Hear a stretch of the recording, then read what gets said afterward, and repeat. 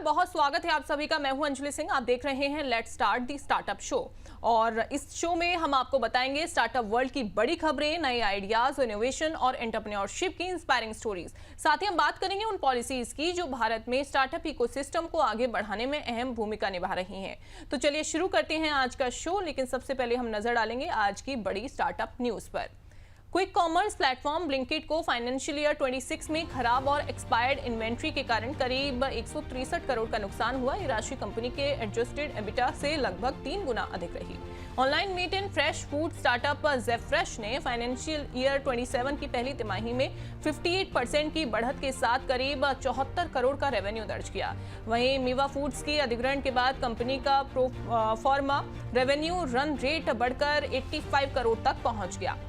Paytm की parent company 197 communications ने फिलहाल बोनस शेयर जारी करने की योजना कैंसिल कर दी है। इसके बजाय कंपनी अपनी वेल्थ टेक इकाई पेटीएम मनी में 100 करोड़ का निवेश करेगी। वहीं बीरा 91 की पेरेंट कंपनी B9 बेवरेजेस के फाउंडर अंकुर जैन ने लेंडर्स और इन्वेस्टर्स के साथ समझौते के बाद बोर्ड और सभी एग्जीक्यूटिव पदों से इस्तीफा दे दिया है। अब कंपनी नए मैनेजमेंट और फ्रेश कैपिटल के साथ अपने अगले चरण की तैयारी करेगी। और आखिरी खबर, हैदराबाद का क्लाइमेट टेक स्टार्टअप गुडीबैग टेक्नोलॉजी और रिवॉर्ड बेस्ड मॉडल के जरिए ये स्टार्टअप लोगों को रिसाइकलिंग से जोड़ रहा है और सस्टेनेबल लिविंग को बढ़ावा दे रहा है। तो देखिए, ये थी आज की स्टार्टअप वर्ल्ड की कुछ अहम खबरें। अब बढ़ते हैं शो की अगले सेगमेंट, एक स्टार्टअप एक कहानी की ओर।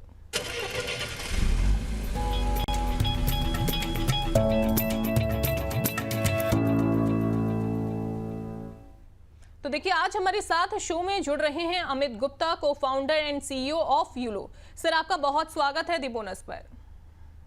बहुत बहुत नमस्कार अमर उजाला टीवी के सभी दर्शकों को। जी सर, सबसे पहला सवाल तो यही, क्योंकि यूलो स्टार्ट किया तो कैसे इसका आइडिया आपको आया, कब ये स्टार्ट हुआ और आपको कब ये लगा कि अब एक नया स्टार्टअप जो है वो स्टार्ट करना चाहिए? तो 2017 में यूलो शुरुआत हुई। अगर आप कभी भी बैंगलोर आए या आपका कोई दोस्त हो बैंगलोर में, आप उनसे पूछिए सबसे बड़ी प्रॉब्लम शहर में क्या है, वो बोलेंगे ट्रैफिक। तो मेरे को लगा कि ये प्रॉब्लम को टेक्नोलॉजी और प्रोडक्ट इनोवेशन से सॉल्व कर सकते हैं। तो वही सोच के साथ हम लोग 4 को फाउंडर्स इस मिशन में साथ में आए और हमने यूलो शुरुआत की। बिल्कुल, लेकिन इंडिया में सर हम देखते हैं कि लोग व्हीकल ओन करना ज़्यादा पसंद करते हैं। अब ऐसे में शेयर्ड मोबिलिटी मॉडल पर भरोसा दिलाना कितना ज़्यादा मुश्किल रहा अब तक? अगर आप देखिए तो दोनों यूज़ केस इम्पॉर्टेंट हैं। बहुत सारे यूज केसेस में आपको अपनी खुद की गाड़ी चाहिए होती है और मेरे को लगता है जैसे आप एयरपोर्ट स्टेशन जाते हैं, आपको टैक्सी की जरूरत होती है। सबके पास है कार, लेकिन तब भी वो टैक्सी बुलाते हैं। जहाँ तक कि हमारा बिजनेस मॉडल कंसर्न है, हम लोग का मेजर बिजनेस मॉडल आता है गिग वर्कर जो डिलीवरी करना चाहते हैं फूड की, ग्रोसरी की। वो लोग उस बैकग्राउंड से आते हैं जिनके पास बहुत सारे पैसे नहीं होते। तो जैसे आपने कहा कि सबको अपनी व्हीकल ओन करना पसंद है, लेकिन इंडिया में 85% लोगों से के पास अपनी खुद की गाड़ी नहीं है। तो जो गिग वर्कर्स होते हैं वो फाइनेंशियली वीक बैकग्राउंड से आते हैं, उनके पास गाड़ी नहीं होती, उनके पास लोन लेने के लिए अच्छा क्रेडिट स्कोर नहीं होता। तो हमारा बिजनेस मॉडल उन के लिए बहुत अच्छा है, क्योंकि वो लोग आते हैं अपने गाँव से, छोटे छोटे शहरों से बड़े बड़े शहरों जैसे बैंगलोर, दिल्ली, बम्बई में, और उनको अपने लिए लाइवलीहुड चाहिए होता है। और हमारे पास आते हैं, वो बस एक छोटा सा साइन अप करते हैं, फोन पे ही हो जाता है, सब कुछ डिजिटल पेमेंट करते हैं और 5 मिनट के अंदर उनके पास अपनी गाड़ी होती है जिसके थ्रू वो लोग अपनी लाइवलीहुड अर्न कर सकते हैं स्विगी, ज़ेप्टो, जोमैटो जैसे प्लेटफॉर्म्स पे। बिल्कुल। तो सर, इस टाइम पर जो फोकस है आपका वो ये गिग वर्कर्स फोकस है या फिर शेयर्ड मोबिलिटी पर ज़्यादा आप फोकस कर रहे हैं? बहुत अच्छा क्वेश्चन है आपका। जब कंपनी शुरू की थी हमने, तो हमारा जो मेन मिशन था वो था कि लोग जो ऑफिस रोज जाते हैं वो लोग यूलो यूज करें, और ज़्यादा इम्पोर्टेंटली वो लोग पब्लिक ट्रांसपोर्टेशन यूज करें जिसमें मेट्रो, बस। तो उसके लिए फर्स्ट माइल, लास्ट माइल बहुत ज़्यादा डिफिकल्ट होती है हमारे बड़े शहरों में। उसको एड्रेस करने के लिए यूलो शुरू किया था हमने 2017 में, जैसे मैंने आपको बताया। लेकिन जब कोविड आया तो कोई ऑफिस नहीं जाता था, कोई काम पे नहीं जाता था, तो और वो बिजनेस जीरो हो गया। और उसी बीच हम सब लोग जो घर पे बैठे हुए थे, हमको हमारी ग्रोसरी, मेडिसिन, खाना सब कुछ चाहिए था। हम्म। तो उस समय हमने देखा कि हमारी सर्विस की जो मांग है वो गिग वर्कर से ज़्यादा आ रही है। तो अगर आप देखिए, गिग वर्कर भी एक तरह से शेयर्ड मोबिलिटी है, क्योंकि वो लोग भी वो गाड़ी ओन नहीं करते। हम्म। हम लोग जब उनको अपना इलेक्ट्रिक स्कूटर देते हैं, उसके साथ हम उनको बैटरी स्वैपिंग देते हैं, हम उनको इंश्योरेंस देते हैं, पूरा रिपेयर और मेंटेनेंस देते हैं। वो पूरा का पूरा अगर आप देखें तो वो मोबिलिटी एज अ सर्विस ही है। हम्म। लेकिन आपकी बात ठीक है, हमारा जो शुरुआत का जो मिशन था जिसमें हम लोग लोगों को ऑफिस पहुंचाना चाहते थे, वो थोड़ा सा पीछे हटा कोविड की वजह से। और ये वाला जो यूज केस है वो आगे बढ़ा। लेकिन अगर हम लोग अपना नेक्स्ट 5 to 10 years देखते हैं यूलो का, हम्म। तो वो जो हमारा प्लान था उसको भी हम लोग पूरा करना चाहते हैं इस जर्नी में। तो आ, आप कह लीजिए टाइमिंग की बात है, क्योंकि हमारा वो यूज केस गिग वर्कर की तरफ बढ़ता गया। तो हमने सोचा कि इस पे अच्छे से काम करके सबके लिए अच्छा सा प्रोडक्ट लाते हैं, अच्छी सर्विस हम्म। लाते हैं। लेकिन जो हमारा ओरिजिनल मिशन था वो भी हम पूरा करके रहेंगे। बिल्कुल बिल्कुल सर। सर एक और चीज़ मैं यहाँ पर समझना चाहूँगी आपसे, क्योंकि ऐसे कुछ और स्टार्टअप भी हैं जो कि ऐसा ही सर्विस जो है वो प्रोवाइड करते हैं, और उनका जो मेन फोकस है वो गिग वर्कर्स ही हैं। और क्योंकि अभी आपका भी जो फोकस है वो गिग वर्कर्स ही है, क्योंकि उनका अच्छा रिस्पॉन्स जो है वो आपको देखने को मिला है। लेकिन सर अब अगर मैं बाकी से कंपेयर अगर मैं करूँ यूलू को, तो आप क्या डिफरेंट सर्विसेज उनको प्रोवाइड कर रहे हैं? तो अगर आप कस्टमर के पर्सपेक्टिव से देखिए, तो हम लोग का जो उनका प्रॉमिस है कि हम आपको एक ऐसी मोबिलिटी सर्विस देंगे जिसका 0% डाउन टाइम होगा। हम्म। और हमारा जो पूरा कंपनी का जो फोकस है वो बहुत ही प्रोडक्ट और टेक्नोलॉजी लेड है। तो अगर आप हमारे हमारे बिजनेस को देखिए, हमारी जो स्कूटर्स हैं वो हमारे लिए स्पेशली डिज़ाइन की गई हैं। हम्म। बजाज ऑटो लिमिटेड ने बनाई है हमारी स्कूटर। जो हमारी बैटरी स्वैपिंग है उसके लिए हम एक अमेरिका की कंपनी मैग्ना के साथ हमने जॉइंट वेंचर किया। तो जो एनर्जी स्वैपिंग है, जो बैटरी स्वैपिंग है, वो भी हम लोग ओन करते हैं। और जो उसका पूरा सॉफ्टवेयर प्लेटफॉर्म स्टैक है, जिसकी वजह से पूरी सर्विस विदाउट एनी कीज और विदाउट एनी कैश ट्रांजेक्शन काम करती है, वो पूरा का पूरा हमारा टेक्नोलॉजी। हम्म। तो यूलू में 125 के आसपास इंजीनियर्स हैं जो कि मोबिलिटी प्रोडक्ट पे काम करते हैं। हम्म। और जो हमारे कंपटीशन की बात कर रहे हैं वो भी बिल्कुल है, क्योंकि अगर मार्केट इतना बड़ा है तो हम लोग की मोनोपोली नहीं हो सकती, और हम चाहते भी नहीं। लेकिन उनका जो फोकस है, वो लोग बाजार से कोई भी स्कूटर खरीद के बस कस्टमर्स को दे देते हैं। हम्म। तो मेरे हिसाब से वो लोग स्कूटर रेंटल कंपनी है, और यूलू एक ट्रू प्रोडक्ट इनोवेशन मोबिलिटी के लिए कर रहा है। तो हमने जो पिछले 7 साल में जो काम किया है वो अ, पूरे देश में क्या पूरी दुनिया में किसी ने नहीं किया। हम्म। तो फंडामेंटल हमने पूरा का पूरा स्टैक बनाया है एक तरह से सोचिए, जिसमें गाड़ी, battery pack, charging system, policy, infrastructure, user behaviour, technology, सारी की सारी चीजें हमने एक साथ लाके कस्टमर को एक रिलायबल सर्विस देने की हमने कोशिश की है। तो हमको लगता है कि हम लोग बहुत डिफरेंट है। हमारे जो टेक्नोलॉजी में इन्वेस्टमेंट हुए हैं वो बहुत अलग लेवल पे हैं, जो हम्म। मेरे को नहीं लगता कोई भी, just not just India but पूरे दुनिया में हमारे जैसा कोई कंपनी है एग्जिस्ट करता है जो।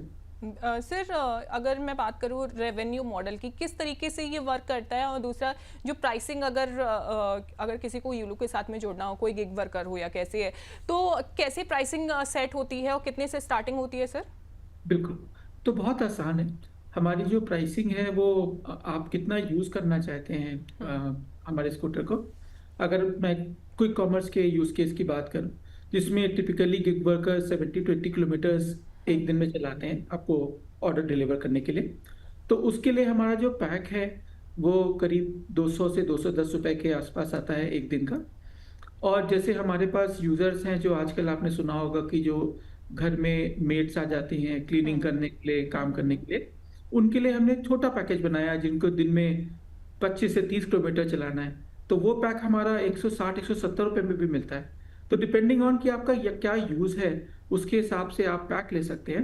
हम्म। और जो ज़्यादातर यूजर क्या करते हैं, क्योंकि हमारे यहाँ कैश ट्रांजेक्शन की सुविधा नहीं है, उनको केवल डिजिटल पेमेंट देना होता है, तो वो लोग आके यूलू पे यूपीआई से पेमेंट करते हैं और हमारा पैक एक हफ्ते के लिए रिचार्ज कराते हैं। तो हम्म। सोचिए, जैसे पहले के दिनों में जब हम मोबाइल फ़ोन प्रीपेड मॉडल आया था नया नया, तो सब लोग अपना मोबाइल फ़ोन रिचार्ज कराते थे। ऐसे ही यूलो का पैक रिचार्ज हो जाता है। और जब वो पैक लेते हैं तो उसके बाद वो जो स्कूटर होती है वो उनके साथ रहती है, वो अपने घर ले जाते हैं। और जब उनको बैटरी स्वैपिंग की जरूरत होती है तो हमने हर 2 किलोमीटर दूरी पे अपने बैटरी स्वैपिंग स्टेशन बनाए हुए हैं, जहाँ वो जाके बैटरी स्वैपिंग करा लेते हैं, मतलब विद इन 1 मिनट। तो पूरा का पूरा जो बिजनेस मॉडल है वो हमने बनाया है ताकि गिग वर्कर को 5 मिनट भी खराब नहीं करना पड़े। उनका जो टाइम है सबसे ज्यादा यूज हो डिलीवरी करने में, और उसकी वजह से उनकी जो नेट इनकम है, जो अपने वो जो उनके पास फाइनली बैंक में जाती है, वो सबसे ज्यादा होती है अगर वो यूलो यूज करते हैं। बिल्कुल। और सर इसका जो नेटवर्क है वो कौन कौन सी सिटीज में है इस टाइम पर, और मेन फोकस कौन सी सिटी में है आपका? हाँ जी। तो अभी यूलो की सर्विस अंजलि 10 सिटीज में है हमारे, और जिसमें हमारे जो 4 बड़े शहर है उसमें बैंगलोर, बम्बई, दिल्ली, हैदराबाद है। और Delhi when I am saying Delhi, सच्ची दिल्ली एनसीआर, वहाँ पर हम लोग गुड़गांव में भी हैं, हम लोग नोएडा में भी हैं। ऐसे मुंबई में, मुंबई नवी मुंबई दोनों जगह हैं। तो आप सोचिए 4 शहर हमारे सबसे बड़ा नेटवर्क है। बाकी 6 शहर में हमारी सर्विस और है, और आने वाले समय में उसमें भी हम लोग अपनी सर्विस का नेटवर्क बढ़ाएंगे। बिल्कुल। क्योंकि सर आपको बहुत टाइम हो गया है इसमें, अगर मैं ईवी की मैं बात करूँ इस सेक्टर में, और काफ़ी अच्छी तरीके से आपने इसे ऑब्जर्व भी किया होगा। क्या आप मानते हैं कि इंडिया में अभी भी ईवी अडॉप्शन के मामले में सही दिशा में वो आगे बढ़ रहा है, या फिर ग्राउंड रियलिटी जो हमें दिखती है उससे वो थोड़ा सा डिफरेंट है? बहुत अच्छा क्वेश्चन है, और आपका ऑब्जर्वेशन भी ठीक है। बहुत ज़्यादा टाइम हो गया है, लेकिन अगर आप एक्चुअल नंबर्स को देखिए तो अब मेरे को लगता है कि गाड़ी स्पीड पकड़ रही है। एथर की बात करूं, 5 साल तक एथर के एक भी स्कूटर नहीं बिका था। उसके बाद जब बिकना शुरू हुआ तो इतना बिकना शुरू हुआ कि उनके पास 2-2 3-3 महीने की वेटिंग चल रही है। ऐसे ही आप अगर इलेक्ट्रिक स्कूटर का ओवरऑल पेनिट्रेशन देखिए तो पहले कितने लोग, बहुत कम लोग खरीदते थे, मगर वो नंबर अब नई स्कूटर सेल्स का ऑलमोस्ट 15% होने को आया है। सेम चीज़ हमको कार में भी दिखती है, जिसमें काफ़ी लोग इलेक्ट्रिक कार नहीं लेना चाहते थे। अगर आप नई कार की सेल्स देखिए, वो भी एक डिसेंट नंबर की तरफ बढ़ रहा है। ग्लोबली जो भी कंट्रीज ने इलेक्ट्रिक मोबिलिटी को बहुत ज़्यादा महत्व दिया, वहाँ पर ऑलरेडी वो नंबर 25 से 50% तक ऑलरेडी आ गया है। तो मेरे को लगता है कि इंडिया में जो डेवलपमेंट हुआ है वो पिछले 4 से 5 साल में, वो बहुत अच्छा है। गवर्नमेंट ने बहुत अच्छे से बढ़ावा दिया है, उन्होंने बड़ी सारी इंसेंटिव्स निकाले थे कंज्यूमर्स के लिए और कंपनीज के लिए दोनों। और मेरे को जो सबसे अच्छी बात लग रही है अपने इंडिया की इलेक्ट्रिक जर्नी में, कि जिसमें जो आपके टॉप प्लेयर्स है ना, वो सारे के सारे इंडियन मेजॉरिटी ओन करते हैं। जो मार्केट शेयर है वो इंडियन कंपनीज हैं, और उन्होंने अपना खुद का इंजीनियरिंग लगा के, अपनी खुद की बहुत कड़ी मेहनत करके, जिसको हम लोग बोलते हैं कि R&D बजट लगा के उन्होंने जो डेवलप किया है प्रोडक्ट, और जो इंडिया में वो लोग जीत रहे हैं। तो हमारे लिए एक्चुअली बहुत अच्छी बात है, क्योंकि सरकार काफ़ी बार क्या होता है कि इंसेंटिव्स निकालते हैं, मगर जो लॉन्ग टर्म अगर आप देखिए तो उसका फायदा किसी और को मिल जाता है। अभी इंडियन कंज्यूमर्स को फायदा हो रहा है और इंडियन इकोनॉमी और कंपनीज को फायदा हो रहा है। तो ये मेरे लिए एक्चुअली बहुत बड़ा वाला पॉइंट है कि पैसे बहुत अच्छी जगह खर्च हुए अगर आप देखें शुरू के सब्सिडी के। और जो ये इंजन है केवल रफ्तार पकड़ है। अभी जो पीछे हमारे यहाँ जो मिडिल ईस्ट में थोड़ी टेंशन थी, उसका भी जो फॉल आउट है वो बहुत पॉजिटिव है ईवी इंडस्ट्री के लिए। अब सबको समझ में आ गया है कि पेट्रोल के लिए और जो आपको लोग फॉसिल फ्यूल बोलते हैं, उसके लिए चीज़ें सेम नहीं रहने वाली। और सरकार भी नहीं चाहती कि वो हमेशा के लिए सब्सिडी उसके लिए प्रोवाइड करते रहे। हमारा जो आपका ट्रेड, हमारा जो डेफिसिट है कंट्री का, उसमें कितना बड़ा कंट्रीब्यूशन केवल फ्यूल का होता है। तो आप सोचिए अगर हम लोग इलेक्ट्रिक एनर्जी की तरफ मूव करते हैं तो हमारे पास कितना सारा फॉरेक्स बचेगा। हमारा जो पोल्यूशन का प्रॉब्लम है, अगर टॉप 20 सिटीज देखिए ग्लोबली जो सबसे ज्यादा पोल्यूटेड है, उसमें इंडिया कुछ 14 से 15 नंबर इंडिया के सिटीज आते हैं, और ये अच्छी बात नहीं है। और इसका सोल्यूशन हमारे पास again go back to EV. तो ईवी में जो हम अच्छे से जो काम कर रहे हैं, और मेरे को लगता है पहले रेजिस्टेंस था कि ईवी महंगी है, पहले रेजिस्टेंस था कि चार्जिंग कहाँ करेंगे। बट जो सरकार की जो प्रोग्रेसिव पॉलिसीज थी, और प्राइवेट सेक्टर ने भी बहुत अच्छे से काम किया। अगर आप देखें जो चार्जिंग सिस्टम थे जो पहले नहीं हुआ करते थे, अब आप किसी भी मेजर हाईवे पे जाइए, आपको बहुत सारे फास्ट चार्जिंग मिलेंगे कार के लिए। 2 व्हीलर के लिए हमेशा से कोई प्रॉब्लम नहीं थी, क्योंकि आप घर में चार्ज कर सकते थे, क्योंकि डिस्टेंसेस बहुत कम होते हैं। और फिर कमर्शियल यूज केसेस में हम लोग जैसी कंपनी यूलू, उन्होंने बोला, हमने बोला कि हम लोग किसी का वेट नहीं करेंगे, हम अपना पूरा का पूरा इंफ्रास्ट्रक्चर खुद से बना देंगे। ओके। तो स्कूटर के साथ जब हम लोग बिजनेस बना रहे थे 6-7 साल पहले, तो कैसी बैटरी होनी चाहिए, उसकी सेफ्टी कैसी होनी चाहिए, चार्जिंग सिस्टम, उसका उसका इंफ्रास्ट्रक्चर, हमने सब कुछ अपने आप से बना दिया। क्योंकि हमको हम किसी ऊपर हमको लगा था चिकन एंड एग रहेगा, हम वेट करते रहेंगे कोई और बनाएगा, कोई वेट करते रहेगा कोई कोई स्कूटर कंपनी आए, तो हमने कहा सारा काम हम खुद से कर देते हैं। तो जिसकी वजह से, टू योर पॉइंट, टाइम थोड़ा ज्यादा लगा, मगर अब हम लोग एक क्रिटिकल मास पे आ गए, एंड नाउ हम लोग एक स्केप वेलोसिटी हम लोग को दिख रही है अपने बिजनेस में, और लार्जर इकोसिस्टम में भी। अगर आप किसी से बात करेंगे जो अपनी खुद की गाड़ी खरीदना इस समय सोच रहा है, तो आपको एक बड़ा पोर्शन ऑफ यूजर्स आपको दिखेगा, बोलेगा कि हाँ इलेक्ट्रिक गाड़ी ले लेता हूँ, ये अच्छी है। लेकिन वो अब ट्रेंड आता है। बिल्कुल लेकिन सर अभी भी तो काफी मतलब डेफिनेटली सरकार इसकी ओर कदम भी बढ़ा रही है और लोगों को अवेयर भी कर रही है, क्योंकि पॉल्यूशन बहुत ज्यादा है। लेकिन अगर कई लोग अभी ईवी अगर खरीदना चाहते हैं, लेकिन फिर भी उनके माइंड में यही रहता है कि चार्जिंग को लेकर, चार्जिंग इंफ्रास्ट्रक्चर को लेकर कई सारे सवाल जो है उनके मन में आते हैं और फिर वो प्लान ड्रॉप कर देते हैं। उनके बारे में आप क्या कहना चाहेंगे कि आने वाले टाइम में कैसे ये और ज्यादा सुधर सकता है? तो अगेन आपकी बात एकदम ठीक है, सबके दिमाग में कुछ ना कुछ कंस्ट्रेंट्स रहते हैं। पहला प्राइस पॉइंट और परफॉर्मेंस का था, जो मेरे को लगता है कि अब कोई क्वेश्चन नहीं पूछता। आप एक बार ईवी चलाइए तो आपको फिर पेट्रोल गाड़ी चलाने का मन नहीं करेगा, वो इतनी अच्छी होती है। उसके बाद चार्जिंग नेटवर्क में पर्टिकुलरली मेरे को लगता है एक एरिया में जो हम लोग अच्छा काम अभी तक काम नहीं हो पाया है। तो जितने बड़े शहरों में काफी लोग अपार्टमेंट्स में रहते हैं, फ्लैट्स में रहते हैं, राइट। और वहां पर अभी भी चार्जिंग की जो प्रॉब्लम है वो सॉल्व नहीं हुई है। काफी सारी सोसाइटीज आपको आपकी पार्किंग तक वायरिंग नहीं खींचने देती। कुछ लोगों को कंसर्न होता है कि यहाँ पर आग लग सकती है। तो मेरे को लगता है कि वो वाला पार्ट अगर सॉर्ट हो जाता है तो सडनली पेनिट्रेशन और बढ़ जाएगा। और दूसरा एक वर्ड ऑफ माउथ, जिसमें आप दूसरे दोस्तों से पूछते हो कि आपने लिया कैसा चल रहा है। कम्युनिटी में मैं रहता हूँ, मतलब I was one of the, मैं बहुत ही अर्ली अडॉप्टर था इलेक्ट्रिक। तो जो शुरू की जो 100 कार लॉन्च हुई थी, Nexon, Tata Nexon, I am the buyer. पहली 100 स्कूटर एथर की थी, वो मेरे पास थी। पहली 100 चेतक स्कूटर थी, वो मेरे पास थी। तो बट अभी मैं अपने कम्युनिटी में देखता हूँ करीब 600-700 घर है, कम से कम 30-35% घरों में अब मेरे को इलेक्ट्रिक गाड़ी दिखती है। तो ये अच्छा डायरेक्शन है। एंड सर मतलब how was your experience that time? तो देखिए, शुरू में तो क्या होता है कि आपको थोड़े से पेन तो लगते हैं, क्योंकि आपको डर लगा रहता है कि अरे चार्जिंग नहीं खत्म हो जाए। तो आपकी एग्जैक्टली। जो प्लानिंग होती है वो थोड़ी सी ज्यादा होती है। आप चार्जर अपनी गाड़ी में लेकर रखते हो, पूछ के जाते हो, दूर नहीं जाते हो। बट धीरे धीरे धीरे वो सब खत्म होते जाता है। मतलब अभी पहली बार बैंगलोर से एक केरला के टाउन में मेरा एक फैमिली ट्रिप था। तो हमने बोला कि चलो इस बार अपनी इलेक्ट्रिक गाड़ी से चलते हैं। तो बहुत आसानी से हो गया। मतलब हाईवे पे बहुत अच्छे फास्ट चार्जर्स हैं, वो आपको 1 घंटे के अंदर गाड़ी अच्छे से चार्ज कर देते हैं। और इलेक्ट्रिक गाड़ी, जैसे मैंने बताया, कि चलाने में इतनी ज़्यादा अच्छी होती है। आप उसमें बैठेंगे, चलाएंगे, तो उसका अलग लेवल का एक कंफर्ट और एक्सीलेंस है। तो मेरे को लगता है कि 5 साल पहले और अभी में चीज़ें इतनी चेंज हो गई। And to be very honest, 4-5 साल पहले जब मुझको कोई पूछता था कि मैं सोच रहा हूँ इलेक्ट्रिक गाड़ी ले लूँ, स्पेशली कार, तो मैं एक्चुअली मना कर देता था। मेरा कहना होता था कि अगर तुम्हारे घर में एक ही कार है तो इलेक्ट्रिक कार मत लो, क्योंकि कभी भी बाहर जाना पड़ेगा तो मतलब तुम्हारे पास चॉइस नहीं होगी। मगर अब काफ़ी सारी गाड़ियाँ, सोचिए 75 किलोवाट आवर बैटरी पैक के साथ आती हैं, जिसमें आप बहुत आराम से 400-450 किलोमीटर एक बार में ड्राइव कर सकते हो। तो वो भी खत्म हो गया। टू व्हीलर में एक्चुअली कभी भी कंस्ट्रेंट नहीं था, क्योंकि जितनी भी अच्छी स्कूटर्स हैं, बजाज, टीवीएस और एथर वगैरह, वो आपको सिंगल चार्ज में 100 किलोमीटर देती हैं।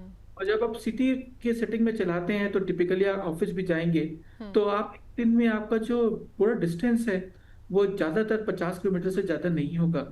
तो टू व्हीलर के तो हमेशा से प्रैक्टिकल था, 4 व्हीलर अब और प्रैक्टिकल बन गया है। बिल्कुल। एंड सर यूलू जो है वो 70 से 80 किलोमीटर फर्स्ट चार्ज में मतलब इतना उसे रन कर सकते हैं, राइट?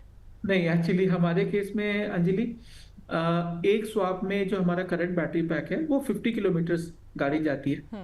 मगर जैसे मैंने आपको बताया कि हमारे जो चार्जिंग स्टेशन है वो हर 1.5 किलोमीटर पे एक बना हुआ है, और ये हमने वहां बनाए हैं जहाँ पर यूजर्स और हमारे गिग वर्कर्स डिलीवरी करते हैं फूड की या ग्रोसरी की। तो उनके लिए जैसे उनके पास बैटरी कम होती है, उनके ऐप में दिख जाता है, तो वो बटन दबाते हैं, उनके लिए एक बैटरी बुक हो जाती है। वो हमारे शॉपिंग स्टेशन में आते हैं, विद इन 1 मिनट उनको दूसरी बैटरी मिलती है, वो चले जाते हैं। तो उनके लिए तो इनफाइनाइट रेंज है। अगर आप सोचिए, तो उनको फर्क नहीं पड़ता कि वो एक बार स्वैप में बैटरी 50 किलोमीटर दे रही है कि 100 दे रही है, उनको जब चाहिए उनको बैटरी मिल जाती है। बिल्कुल बिल्कुल सर। सर आपने एआई की भी बात की कि आप ऐसा कह रहे हैं कि एआई जो है अब तक का सबसे जो बेटर है वो आपने ही प्रोवाइड करवाया है। उसे सर मैं थोड़ा सा समझना चाहूँगी, और क्या टेक्नोलॉजी अब मोबिलिटी बिजनेस का सबसे बड़ा कॉम्पिटिटिव एडवांटेज जो है वो हो गई है, वो बन चुकी है, आप इसे मानते हैं? बिल्कुल, आपका असेसमेंट एकदम ठीक है। तो हमारे केस में क्या होता है, क्योंकि गाड़ी आपने किसी और को दी हुई है जिसको बहुत चिंता नहीं होनी चाहिए या नहीं होती है रादर, कि गाड़ी में क्या होने वाला है, क्या गड़बड़ है, उसकी रिपेयर मेंटेनेंस कब करानी है। तो क्योंकि गाड़ी ये हमारी स्मार्ट होती है, इसके अंदर अपना खुद का एक डिवाइस होता है जो कि हर 100 मिलीसेकंड में 200 डेटा सिग्नल भेजता है हमारे सर्वर पे, बताता रहता है कि गाड़ी में क्या चल रहा है, कैसे चल रहा है। तो हमको उस गाड़ी की लोकेशन के साथ, उस गाड़ी के साथ क्या क्या हो रहा है, ये सब कुछ रियल टाइम में पता होता है। और उसकी वजह से हम अपनी गाड़ी का जो अब टाइम है कि वो अच्छे से चले, सब कुछ बढ़िया रहे, हम उसको मेंटेन कर पाते हैं। अगर इसमें हमने सोचिए या हमने अगर डेटा का अच्छे से यूज नहीं किया, या उसमें हमने इंटेलिजेंस का अच्छे से यूज नहीं किया, तो हमारी गाड़ी कोई चुरा देगा, हमारी गाड़ी कोई तोड़ेगा, और गाड़ी कहाँ पर खराब हो जाएगी हमको कुछ पता नहीं होगा क्या हो रहा है। But because of technology, connected infrastructure, smart vehicle, and more importantly what we do, हम लोग डेटा के साथ क्या करते हैं, हमारी ability to manage the bikes at large scale is very very high. तो सोचिए, अगर हमारे पास टेक्नोलॉजी नहीं होती थी तो हम इस बिजनेस को एक बड़े लेवल पे स्केल नहीं कर सकते। तो अभी हमारे पास 50,000 के आसपास सोचिए गाड़ी हैं, और ये नंबर हम लोग 1 मिलियन तक ले जाएंगे अगले 4 से 5 साल में। और हमको पता है कि हमारा जो प्लेटफॉर्म है वो ऐसे बना है कि आराम से ये नंबर बढ़ता जाएगा, हमको कोई भी चिंता करने की बात नहीं है। बिल्कुल सर। अगर उसकी वैल्यूएशन की मैं बात करूं, वैल्यूएशन अभी कितना है, और स्टार्टिंग में जब आपने यूलो स्टार्ट किया तो क्या ये सेल्फ फंडेड था? इसके बारे में मुझे थोड़ा सा हमारे दर्शकों को बताइए। बिल्कुल। तो क्योंकि यहाँ पर हमको गाड़ी खुद से खरीदनी थी, तो बहुत सारे पैसे चाहिए थे। राइट। हमारे पास थे, हमने भी अपनी तरफ से लगाए, हमारे चारों फाउंडर्स ने एक साथ मिलकर शुरू में। मगर क्योंकि हर एक गाड़ी आप सोचिए करीब 50 से 60 हज़ार रुपए की उस समय आती थी, और हमको अगर 10,000 गाड़ी भी चाहिए तो हम लोग को बहुत सारे पैसे चाहिए। उसके बाद आपको टेक्नोलॉजी डेवलप करनी है, बहुत कुछ करना है। तो हमने फंडिंग एक्चुअली ली है बहुत सारे इन्वेस्टर से। हमारे पुराने जो दोस्त थे, तो मेरी यूलू से पहले एक और स्टार्टअप की जर्नी रही है इनमोबी के साथ, जिसकी वजह से इकोसिस्टम में सब लोग अच्छे से जानते हैं कि ये अपॉर्चुनिटी को कोई कर रहा है तो उसका मतलब क्या है। तो हम लोग काफ़ी फॉर्चुनेट थे, जब हमने बताया कि यूलू करना चाहते हैं तो काफ़ी सारे लोगों ने हमको फंडिंग दी। तो उस समय हमने $7 मिलियन रेज किया अपने सीड राउंड में, जिसकी वजह से हम लोग मार्केट में इस्टेब्लिश कर पाए, जिसको हम लोग प्रोडक्ट मार्केट फिट बोलते हैं, कि अच्छा कोई एक प्रॉब्लम है, उसका ये सोल्यूशन है, ये इससे बिजनेस मॉडल बनता है कि नहीं बनता है। तो हमने उससे इस्टेब्लिश कर लिया। उसके बाद बजाज ऑटो लिमिटेड आया, उन्होंने हमको $8 मिलियन उस समय के एक्सचेंज रेट के हिसाब से दिए, और उन्होंने हमारी गाड़ी बनाने पे हेल्प करी, फ्यूचर का जो गाड़ी था उसके प्लेटफॉर्म पे काम किया। उसके बाद और फंडिंग राउंड होते गए, तो यूलू में हमने सोची करीब $125 मिलियन अभी तक रेज किया है।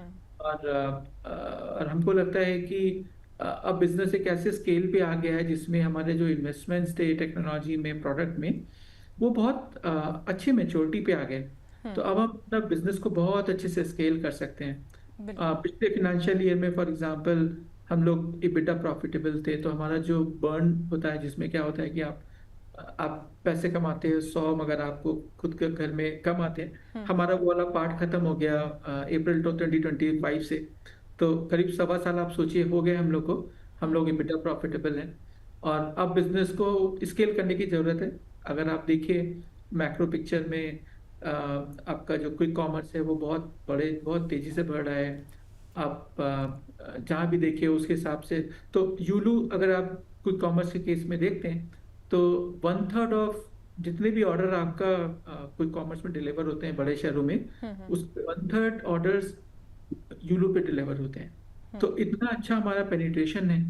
और हमारा जो क्लेम टू फेम भी यही है कि अगर आप यूलू चलाते हैं तो आपका जो इनकम है, जो आपको पे आउट मिलता है इन कॉमर्स प्लेटफॉर्म से, और आपकी जो खर्चा होता है इसमें प्राइमरली मोबिलिटी का खर्चा होता है, अलग चीजों का, इसमें यूलो चलाएंगे तो आपका सबसे ज्यादा पैसे आपके जेब में बचेंगे। तो ये हमारा क्लेम टू फेम है। और अगर आप किसी भी डार्क स्टोर जाएंगे, अगर हमारी वहाँ सर्विस अवेलेबल है उस पिन कोड पे, तो आप देखेंगे कि ज्यादातर 40 to 50% गाड़ियाँ यूलो की आपको दिखेंगी। बिल्कुल। सर, इसके अलावा अगर मैं बात करूं जो क्योंकि आपने बताया कि शायद बजाज के साथ में आप बजाज से जो बाइक्स हैं या स्कूटर्स हैं आप वो लेते हैं। इसके अलावा अगर मान लीजिए कि किसी को ये खरीदना हो तो फिर तब क्या प्रोसेस रहता है, कितना उसको अपना जो पे है, पे आउट जो है वो कितना करना पड़ेगा, मान लीजिए किसी गिग वर्कर को ही अगर खरीदना हो? तो अच्छा अच्छा क्वेश्चन है। हमारे पास बहुत सारे लोग पूछते हैं कि आप अपनी गाड़ी को बेच दीजिए। हमने करीब 1-2 साल पहले ये एक्सपेरिमेंट किया था। हमने बैंगलोर के एक पिन कोड में कुछ गाड़ियां बेची थी, मगर हमको लगा कि उसके लिए जो प्रोडक्ट में चेंजेस करने हैं, जो अगर आप अपनी गाड़ी खुद की खरीदते हैं तो आपकी जो एक्सपेक्टेशन होती है उसमें वो हमारी गाड़ी अच्छे से फिट नहीं होती। ओके। तो अभी के लिए हम लोग अपनी गाड़ियों को नहीं बेचते। बट मेरे को लगता है कि जो हमने अपना प्लेटफॉर्म बना लिया है, आगे चल के एक वर्जन बनाना पड़ेगा हमको जिसको हम बेच भी सकते हो गिग वर्कर्स को या किसी को भी जिसको भी चाहिए। और मेरे को लगता है कि अभी 1-2 साल इस वाले यूज केस के लिए हमको लगेंगे।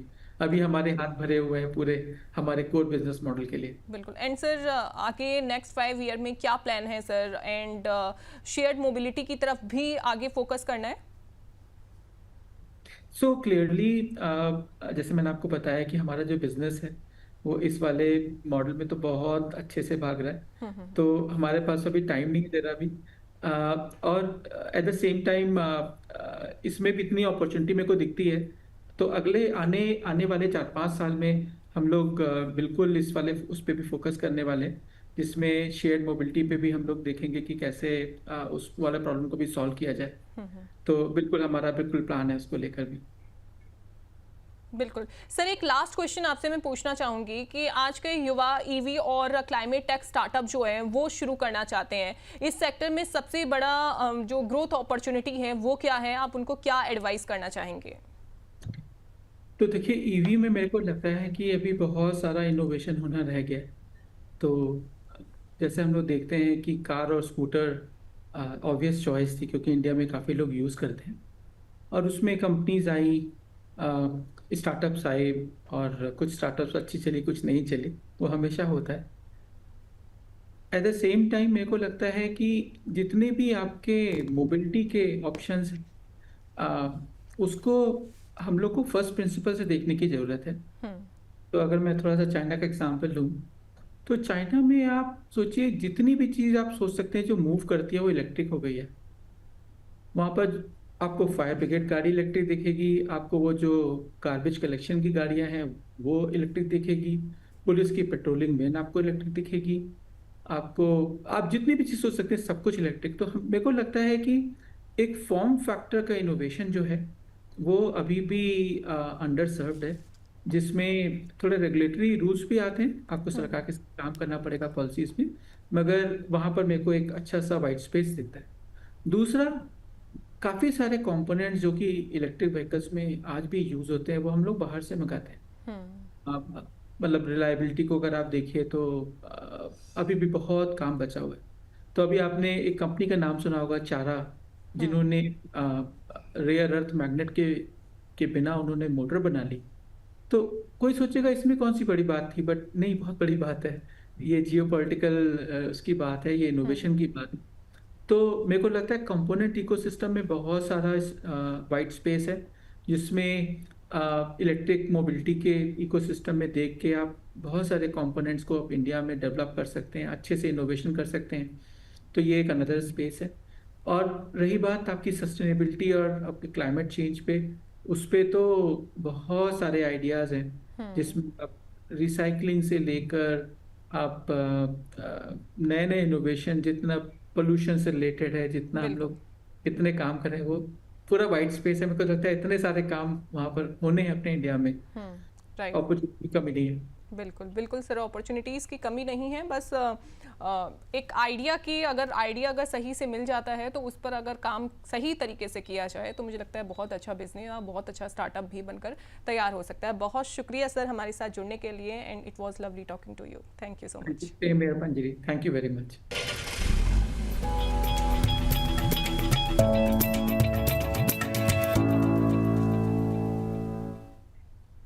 भारत में स्टार्टअप इकोसिस्टम को मजबूत करने के लिए केंद्र और अलग अलग राज्य सरकारें नई नीतियां ला रही हैं। आज हम बात करेंगे केरल सरकार की स्टार्टअप पॉलिसी की। क्या है केरल सरकार की ये स्टार्टअप पॉलिसी, वो समझिए। देखिए, राज्य को भारत का अग्रणी स्टार्टअप और इनोवेशन हब बनाना है, इसका मोटिव है। वहीं AI, deep tech, robotics, health take, fintech, agritech, space tech पर विशेष फोकस जो है इस पॉलिसी में किया जा रहा है। महिला, छात्र और युवा उद्यमियों को स्टार्टअप शुरू करने के लिए जो फाइनेंशियल हेल्प है वो होगी। निवेश और रोजगार सृजन को बढ़ावा देना भी इस पॉलिसी में फोकस जो है वो किया गया है। अब इसके फायदे क्या हैं वो भी आप जान लीजिए। देखिए, शुरुआती चरण के स्टार्टअप्स के लिए सीड फंडिंग और फाइनेंशियल असिस्टेंस इसमें दी जाएगी। प्रोटोटाइप, प्रोडक्ट डेवलपमेंट और स्किल अप के लिए भी अलग अलग grants, office space, incubation lab और बिजनेस इसमें दिया जाएगा। वहीं इसके अलावा बिजनेस मेंटोरशिप की सुविधा भी है। वीसी फंड, एंजल इन्वेस्टर्स और इन्वेस्टर कैफे के जरिए फंड का जो पूरा अवसर है वो इसमें दिया जाएगा, यानी फंडिंग की पूरी आपको जो हेल्प है वो की जाएगी। भारत और विदेश में पेटेंट फाइलिंग के खर्च में भी इसमें जो हेल्प है वो की जाती है। अब ये समझिए कि कौन इसमें अप्लाई कर सकता है। देखिए, केरल में रजिस्टर्ड और डीपीआईआईटी मान्यता प्राप्त स्टार्टअप जो है वो होना चाहिए, यानी कि आप केरल में रहते हो, आपका स्टार्टअप जो है केरल में रजिस्टर्ड हो। वहीं technology based startups, student innovators और विमेन एंटरप्रेन्योरशिप इसमें जो भी हैं वो इसमें आवेदन कर सकते हैं। यानी कि अगर हम बात करें कि अगर महिला उद्यमी हैं, AI, health take, fintech, agritech, deep tech जैसे क्षेत्रों में अगर काम कर रहे हैं, वो स्टार्टअप इससे जुड़े हुए हैं, तो आप इसके लिए अप्लाई कर सकते हैं। दूसरे राज्यों के स्टार्टअप्स भी केरल में रजिस्ट्रेशन कराकर आवेदन कर सकते हैं। देखिए, इसमें एक और फायदा दिया गया है। बाकी अब तक हमने जितनी भी पॉलिसी की हम बात करते थे उसमें सिर्फ यही एक पॉलिसी है केरल सरकार की, जिसमें दूसरे स्टेट में अगर आप रह रहे हैं तो भी आप वहां का अगर कोई भी स्टार्टअप है तो भी आप केरल में रजिस्ट्रेशन करा सकते हैं, इसके लिए आवेदन कर सकते हैं। अब ये समझ लीजिए कैसे इसमें अप्लाई करना है। अब एमसीए में कंपनी एलएलपी पार्टनरशिप रजिस्ट्रेशन आपको करवाना होगा, यानी कि आपको अपनी जो कंपनी है उसका रजिस्ट्रेशन जो है वो करवाना है। स्टार्टअप इंडिया पोर्टल से डीपीआईआईटी रिकॉग्नाइजेशन आपको प्राप्त होना चाहिए, यानी कि आपका जो रजिस्टर्ड है वो वहां पर होना चाहिए। इसके अलावा स्टार्ट इन केरल पोर्टल पर रजिस्ट्रेशन आपको करके KSUM यूनिक आईडी आपको लेनी है। आइडिया ग्रांट, सीड फंड और इंक्यूबेशन और मेंटोर सपोर्ट जैसी योजनाओं में भी आप आवेदन कर सकते हैं, यानी कि इसमें भी आपको पूरी हेल्प की जाएगी। इसके अलावा आवश्यक जो डॉक्यूमेंट्स हैं जैसे कि कंपनी रजिस्ट्रेशन और सर्टिफिकेट, पिच डेक और इसके अलावा प्रोडक्ट डिटेल्स आपको वहां पर अपलोड करनी होंगी। तो ये सारी चीज़ें हैं, इसको आपको ध्यान में रखना है। उम्मीद करते हैं आपको हमारा ये कार्यक्रम अच्छा लगा होगा। आपके मन में स्टार्टअप से जुड़ा कोई भी अगर सवाल हो या क्वेरी हो तो आप हमें कॉमेंट में भी बता सकते हैं।